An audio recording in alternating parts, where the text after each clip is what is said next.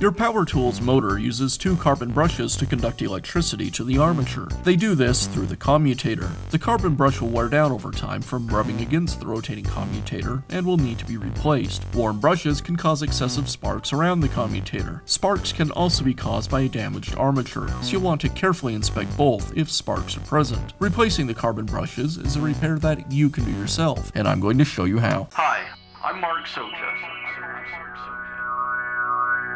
Do-it-yourself repairs like these are easier than you might think.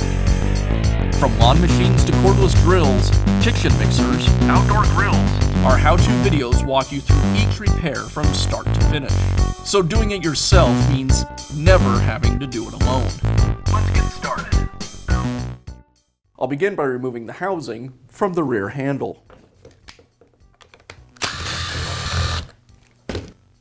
With the cover removed, now I have access to the motor brushes. To replace the brush, I'll pull the holder away from the housing. The brush clips onto the back of the housing. I'll go ahead and remove it.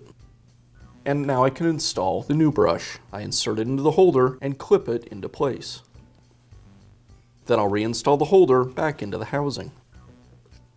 And I'll repeat this for the other brush.